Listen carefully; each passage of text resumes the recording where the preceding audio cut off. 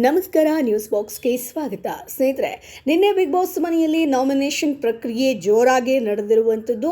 ಅದರ ಜೊತೆಗೆ ಇವತ್ತು ಕ್ಯಾಪ್ಟನ್ಸಿ ಆಯ್ಕೆ ಅಂತ ಬಂದಾಗಲೂ ಕೂಡ ಮೋಕ್ಷಿತಾ ಪೈ ಅವರು ಅಂದರೆ ಗೌತಮಿ ಅವರು ಅವ್ರ ಪರವಾಗಿ ಆಟವನ್ನು ಆಡಬೇಕಾಗತ್ತೆ. ಎಲ್ಲರೂ ಕೂಡ ಜೋಡಿ ಮಾಡ್ಕೊಂಡಿರ್ತಾರೆ. ಆದರೆ ಗೌತಮಿ ಅವರು ನನ್ನ ಸೆಲ್ಫ್ ರೆಸ್ಪೆಕ್ಟನ್ನು ಕಳ್ಕೊಂಡು ನಾನು ಆಕೆಯ ಜೊತೆಗೆ ಆಟ ಆಡೋದಿಲ್ಲ, ನನ್ನ ಮನೆಗೆ ಹೋದರೂ ಪರವಾಗಿಲ್ಲ ನಾಳೆನೇ, ಬಟ್ ಅವ್ರ ಜೊತೆಗೆ ನಾನು ಆಡೋದಿಲ್ಲ ಅನ್ನುವಂಥದ್ದನ್ನು ಹೇಳ್ತಾರೆ. ಅದು ಕೂಡ ಕಾದು ನೋಡಬೇಕು, ಗೌತಮಿ ಅವರು ಮೋಕ್ಷಿತಾ ಪರವಾಗಿ ಆಟವನ್ನು ಆಡ್ತಾರಾ ಅಂತ. ಆದರೆ ನಿನ್ನೆ ಒಂದು ಎಪಿಸೋಡ್ ನೋಡಿದ್ರೆ ಹೆಣ್ಮಕ್ಳ ಹಿಂದೆ ತಿರುಗುವಂಥ ಜೊಲ್ಲ ಅನ್ನುವಂಥದ್ದನ್ನು ಚೈತ್ರಾ ಹೇಳಿದ್ದಾರೆ ಅಂತ ವಿಕ್ರಮ್ ಅವರು ಹೇಳ್ತಾರೆ. ಈ ಒಂದು ಮಾತಿಗೆ ಶಿಶಿರ್ ಗರಂ ಆಗಿದ್ದಾರೆ ಸ್ನೇಹಿತರೆ. ಸೊ ಈ ವಾರದ ಟಾಸ್ಕ್ಗಳ ನಡುವೆಯೇ ನಾಮಿನೇಷನ್ ಪ್ರಕ್ರಿಯೆ ನಡೆದಿರುವಂಥದ್ದು. ಪ್ರತಿ ಬಾರಿಯಂತೆ ಈ ಬಾರಿ ಕೂಡ ನಾಮಿನೇಷನ್ಗೆ ಕೊಟ್ಟಿರುವಂಥ ಕೆಲ ಕಾರಣಗಳು ಸ್ಪರ್ಧಿಗಳ ಪಿತ್ತ ನೆತ್ತಿಗೇರುವಂತೆ ಮಾಡಿರುವಂಥದ್ದು. ಸೊ ಮನೆಯಲ್ಲಿ ಯೋಗ್ಯತೆ ಇಲ್ಲದ ಸದಸ್ಯರನ್ನ ಆರಿಸಿ ಬೆನ್ನಿಗೆ ಚೂರಿಯನ್ನ ಚುಚ್ಚಬೇಕಾಗತ್ತೆ. ಇದಕ್ಕೆ ಐಶ್ವರ್ಯ ಅವರು ಮಂಜು ಅವರ ಹೆಸರನ್ನ ಹೇಳಿ ಚೂರಿಯನ್ನ ಚುಚ್ಚುತ್ತಾರೆ. ಮಹಾರಾಜ ಆಗಿದ್ದಾಗ ಸದಸ್ಯರ ಮೇಲೆ ಫಿಸಿಕಲ್ ಆಗಿ ಅಟ್ಯಾಕ್ ಮಾಡಿದ್ರು. ಇದಕ್ಕೆ ಮಂಜು ಅವರು ನಮ್ಮ ಸಿಂಹಾಸನ ಪಡೆಯೋದು ತಪ್ಪ, ನೀವು ಮಾತನಾಡುವ ಮಾತುಗಳು ನಿಮಗೆ ನಾಚಿಕೆ ಆಗಬೇಕು ಅನ್ನುವಂಥ ಒಂದು ಉತ್ತರವನ್ನ ಕೊಡ್ತಾರೆ. ಚುಚ್ಚೋ ಥರ ಮಾತನಾಡ್ತೀರಿ, ಅದಕ್ಕೆ ನಾನು ಚುಚ್ಚಿದ್ದೀನಿ. ಇವತ್ತು ಮಾನಸಿಕವಾಗಿ ಕುಗ್ಸೋಕೆ ನೋಡಿದ್ರೆ ಕುಗ್ಗುವಂಥ ಮಗಳೇ ಅಲ್ಲ ಅಂತ ಹೇಳ್ತಾರೆ. ನಿನ್ನೆ ಅಂತೂ ಕಂಪ್ಲೀಟ್ ಆಗಿ ಐಶ್ವರ್ಯ ಎಲ್ಲೂ ಸೋಲನ್ನು ಒಪ್ಕೊಂಡಿಲ್ಲ ಅಥವಾ ಕಣ್ಣೀರನ್ನು ಹಾಕಿಲ್ಲ, ಸ್ಟ್ರಾಂಗ್ ಆಗಿ ಉತ್ತರವನ್ನು ಕೊಟ್ಟಿದ್ದಾರೆ.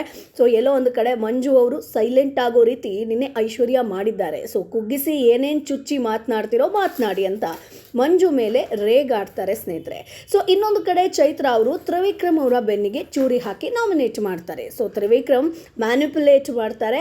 ಮೋಕ್ಷಿತಾರನ್ನ ನೋಡಿದ್ರೆ ಸೈಕೋ ಅಂತೀರಾ ಅಂತ ತ್ರಿವಿಕ್ರಮ್ ಬಗ್ಗೆ ಚೈತ್ರಾ ಹೇಳ್ತಾರೆ, ಅಂದರೆ ಉತ್ತರವನ್ನು ಕೊಡ್ತಾರೆ. ಇದಕ್ಕೆ ತ್ರಿವಿಕ್ರಮ್ ನಾಲಿಗೆಯಲ್ಲಿ ಶಕ್ತಿ ಇಲ್ಲ, ನನಗೆ ತೋಳಿನಲ್ಲಿ ಶಕ್ತಿ ಇರುವಂಥದ್ದು, ನಾಲಿಗೆಯಲ್ಲಿ 6 ಪ್ಯಾಕ್ ಬೆಳೆಸಿಲ್ಲ ಗೊತ್ತಾಯ್ತಾ ಅಂತ ಹೇಳ್ತಾರೆ. ಭವ್ಯ ಒಂದು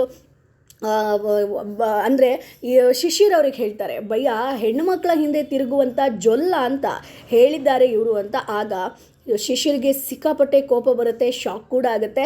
ಚೈತ್ರಾ ಮಾತನ್ನು ಕೇಳಿ ಈ ವರ್ಡ್ ನಾನು ಯೂಸ್ ಮಾಡಿಲ್ಲ, ಆ ರೀತಿ ನಾನು ಹೇಳಿದ್ರೆ ನನ್ನ ನಾಲಿಗೆ ಬಿದ್ದೋಗ್ಲಿ ಅಂತ ಚೈತ್ರಾ ಅವ್ರು ಹೇಳ್ತಾರೆ. ಅಂದರೆ ಸೇಫ್ ಆಗೋದಕ್ಕೆ ಹೇಳ್ತಾರೆ, ಇದು ಹೇಳಿದಾರೋ ಏನೋ ಗೊತ್ತಿಲ್ಲ. ಸೊ ತ್ರಿವಿಕ್ರಮ್ ಮಾತು ಕೇಳಿ ಶಿಶಿರಂತೂ ಗರಂ ಆಗಿದ್ದಾರೆ. ಇಡೀ 1 ನಿಮಿಷ ಎಲ್ಲ ಈ ಬಗ್ಗೆ ನನಗೆ ಕ್ಲಾರಿಟಿ ಸಿಗುವವರೆಗೂ ನಾನು ಇಲ್ಲಿಂದ ಮೂವ್ ಆಗಲ್ಲ, ಮಾನ ಮರ್ಯಾದೆ 3 ಕಳ್ಕೊಳ್ಳೋಕೆ ನಾನಿಲ್ಲಿ ಬಂದಿಲ್ಲ, ನಾಳೆಯಿಂದ ಇಲ್ಲಿ ಇರಲ್ಲ ನಾನು ಅಂತ ಸಿಟ್ಟಿನಿಂದಲೇ ಹೇಳಿದ್ದಾರೆ ಸ್ನೇಹಿತರೆ. ಯಾಕಂತ ಶಿಶಿರ್ ಅವರು ಐಶ್ವರ್ಯ ಜೊತೆಗಿದ್ದಾಗಲೇ ಒಂದಷ್ಟು ಜನ ಏನೇನೋ ಮಾತನಾಡ್ಕೋತಾ ಇದ್ರು. ಅದಾದಮೇಲೆ ಮೋಕ್ಷಿತಾ ಅವರು ಕೂಡ ಜಾಯ್ನ್ ಆಗ್ತಾರೆ. ಎಲ್ಲೋ ಒಂದು ಕಡೆ ಶಿಶಿರ್ ಅವರು ಆಟದಲ್ಲಿ ಕಳೆದು ಹೋಗಿದ್ದಾರೆ ಅನ್ನುವಂಥದ್ದನ್ನು ಕಿಚ್ಚ ಸುದೀಪ್ ಅವರು ಕೂಡ ಹೇಳ್ತಾರೆ. ಆದರೆ ಈಗ ಚೈತ್ರಾ ಈ ಮಾತನ್ನು ಆಡಿದರೆ ಅದು ಶಿಶಿರ್ ಅವರಿಗೆ ಒಂದು ದೊಡ್ಡ ಒಂದು ಪ್ರಾಬ್ಲಮ್ ಆಗಿ ಹೋಗ್ಬಿಡುತ್ತೆ. ಯಾಕಂತಂದರೆ ಅದು ದೊಡ್ಡ ಮಾತು ಸ್ನೇಹಿತರೆ. ಹೆಣ್ಮಕ್ಳ ಹಿಂದೆ ತಿರುಗುವಂಥ ಜೊಲ್ಲ ಅಂತಂದರೆ ಅದು ಬೇರೆ ರೀತಿ ಹೋಗ್ಬಿಡುತ್ತೆ.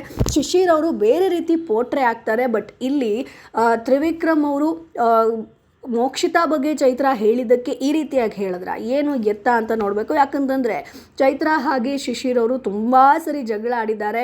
ಚೈತ್ರಾ ಅವರು ಶಿಶಿರ್ ಅವರನ್ನು ನಂಬಿ ಯಾವುದೋ ಒಂದು ಇದರಿಂದ ನಾಮಿನೇಷನ್ನಿಂದ ಶಿಶಿರ್ ಅವರು ಆಕೆಯನ್ನು ಸೇಫ್ ಕೂಡ ಮಾಡ್ತಾರೆ. ಆದರೆ ನೆಕ್ಸ್ಟ್ ಡೇ ಆಕೆ ಅವರಿಗೆ ಉಲ್ಟಾ ಹೊಡಿತಾರೆ. ಸೊ ಅಲ್ಲೂ ಕೂಡ ತುಂಬ ಭಿನ್ನಾಭಿಪ್ರಾಯ ಇವರ ನಡುವೆ ಇದೆ. ಇದೂ ಕೂಡ ಒಂದು ಆ್ಯಡ್ ಆದರೆ ಶಿಶಿರ್ ಅವರು ಮತ್ತೆ ಚೈತ್ರಾ ಅವರನ್ನು ನಂಬ್ತಾರ ಅನ್ನೋದು ಕೂಡ ಗೊತ್ತಿಲ್ಲ. ಬಟ್ ಹೆಣ್ಮಕ್ಳ ಹಿಂದೆ ತಿರುಗುವಂಥ ಜೊಲ್ಲ ಅಂತಂದರೆ ಅದು ಬೇರೆಯೇ ಅರ್ಥ ಆಗುತ್ತೆ. ಸೊ ಚೈತ್ರಾ ಈ ಮಾತನ್ನು ಆಡಿರ್ಬೋದಾ?